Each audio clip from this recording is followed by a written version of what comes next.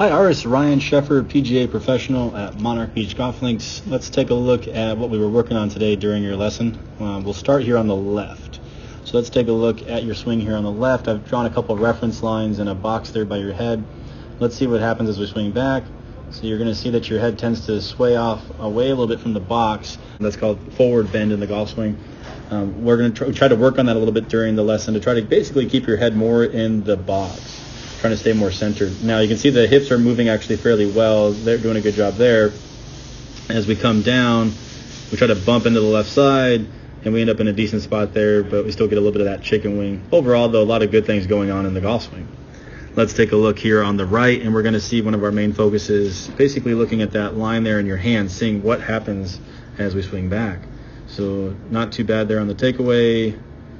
As we come down, what you're going to see is that the hands start to cross over that yellow line, and that means they're working out and then cutting back in across the ball, and that's a very weak way to hit a golf shot.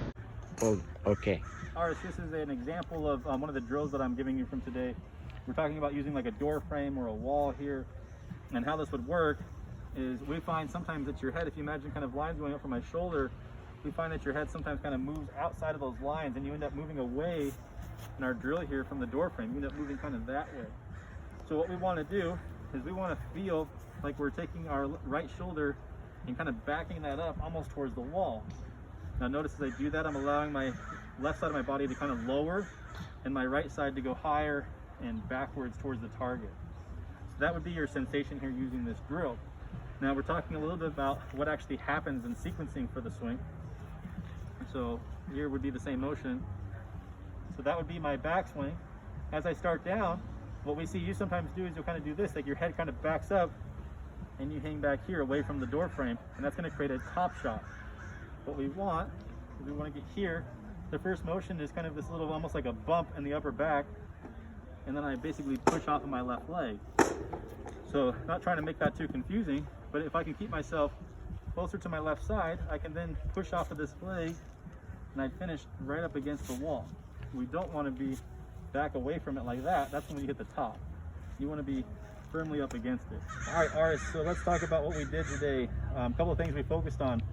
Very first thing to kind of take away is we're taking away something from last week. We still want to do the shoulder tilt exercise. So remember that drill there, you basically use a wall, kind of like we have here. You get fairly close to it, about like an arm's reach away, and you're trying to feel like when you swing back that your club goes under that. Right? Now that's step one today. The next thing that we're trying to do is we're talking about hand depth in the swing. So hand depth basically means that when we're swinging, it's not just the arms kind of lifting the club up. We want to allow the body to have some rotation in that.